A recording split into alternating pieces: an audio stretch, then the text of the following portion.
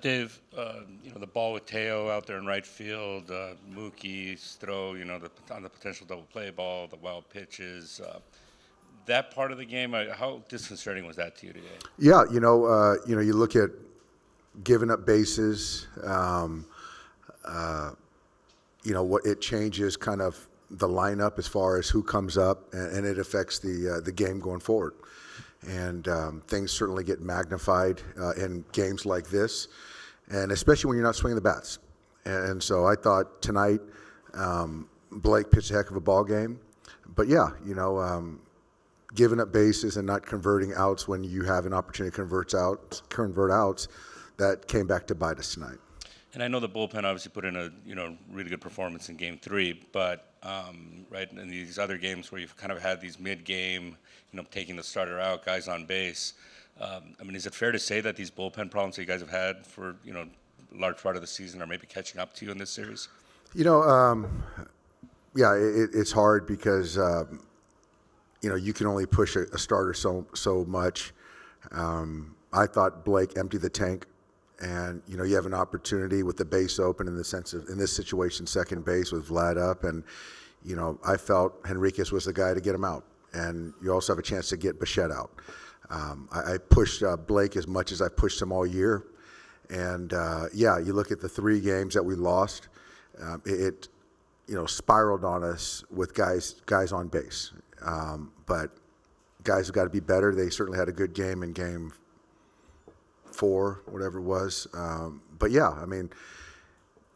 That's just kind of, guys have got to do their jobs. Everyone's got to do their job. And so right now, we're at elimination, and we've got to kind of wipe the slate clean and find a way to win Game 6 and pick up the pieces and see where we're at. Far back on your right, Bill. Doc, how concerned are you about the offense? The last 2 games, you guys are 10 for 61, which is 164, and you also 0 for 6 with runners in scoring position. How concerned are you about that? Doesn't feel great. You clearly see those guys finding ways to get hits, move the baseball forward, and we're not doing a good job of it. I thought Yosevich was good tonight, mixing his fastball slider and the split. But yeah, you still have to use the whole field and take what they give you. And if they're not going to allow for slug, then you've got to be able to kind of redirect and down club down to take competitive at-bats. And you see whether it's, Barger or Bichette, those guys are doing it. But again, we have that ability. We've got to make some adjustments. We've seen Gossman a ton. A lot of our guys have seen him. So we just got to continue to I just think we just got to come in fresh. And we've been, again, like I said, we've been in elimination games, a core group of these guys. And, we got to find a way to win a game. That's it. Right up front, Doc. Dave, can you talk to players individually, especially about hitting, things they might make an adjustment to? The hitting guys, talk to them. I talk to them at times as far as kind of not getting into the mechanics, just more of trying to free them up to go out there and just compete. And whatever it takes to free these guys up and not try to put too much pressure on themselves, because everyone wants to perform. They're all prepared. But yeah, there's times I try to intervene and try to take a little bit of the anxiety out. Several in the third row on your left. Katie? Oh, sorry. Who has the mic? Oh, sorry.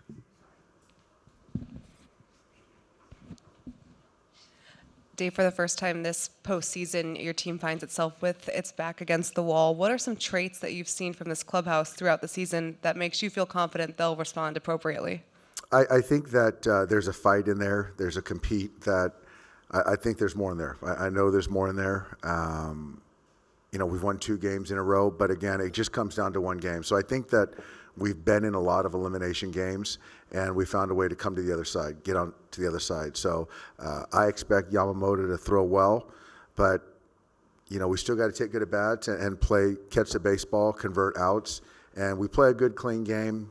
I feel good about our chances. Ron, did you have one? What did you see early going on with Blake's fastball? After Vladdy's homer, he avoided it till the final pitch of the second. Well, I thought clearly early they were aggressive to the fastball. Schneider, Vladdy, And then, he got the Bichette strikeout on some breaking balls, and I think then he just kind of settled into the game. And I honestly thought he threw the ball well. He gave us everything he had. So I think that early on, they were just on the fastball, and you got to sort of adjust it if that's the case. Go to AJ in that row. Dave, obviously you changed the lineup up a little bit today and similar results. Where does that leave you going into Game 6 and 7 with what the lineup might look like in Toronto? Yeah, that's a good question. I haven't really had time to think through it, but it's kind of whatever I feel is best to take down Gossman. So I'm not sure if it's Mookie in the 2, Mookie in the 3, Freddie in the 3. I'm not sure. But at the end of the day, regardless of who we run out there or what construct, we still got to take good at bats, all of us. And so that's what I'm betting on. But I haven't really thought yet about the lineup construction. Jim on your left. Skipper Jim Hill, KCAL 9 News. What disappointed you the most about tonight's game? Besides the loss, we know the loss, but what about the loss that disappoints you the most? Yeah, I thought that there's just giving up some extra bases. I thought just not playing a clean game. I think a hallmark for our ball club is we just really don't give away many outs. We don't give many bases up. And I thought tonight we gave up probably 3 or 4 bases, and it changes whether, who comes up, an extra hitter or 2 that, the starting pitcher's got to face, who he's got to face. So that part of it, and, just the ability to, find some outfield grass. And there's a lot of swing and miss tonight, which, I think we can get better at. The 2 last ones, Jeff in the middle here. Earlier in the season, Mookie struggled a little bit, got hot again, and now kind of reverting back. Maybe that's an accurate thing to say. And even that shaky throw to Edman there, is everything okay with Mookie? Yeah, I mean, physically he's fine. I know he wants to perform and get hits, but he's played great defense, and that was kind of an outlier play. But he's going to be in there in Game 6. I do know that. We'll finish up quickly with Barry. Hey, Doc, on Trey, have you seen the kind of poise from a 22-year-old who's only made 3 starts in the major leagues coming into the postseason? A lot of poise. I don't have to, know anything about him, that he's an athlete, fields his position well, has good, baseball IQ, holding runners. There's no panic, as you said. There's a lot of poise, and, you got to tip your cap to him. Game 1, Game 5 on the road, and the way he performed, pretty impressive. We'll finish up right here. Dave, do you feel like Mookie's probably pressing too much at the plate? I think he's pressing.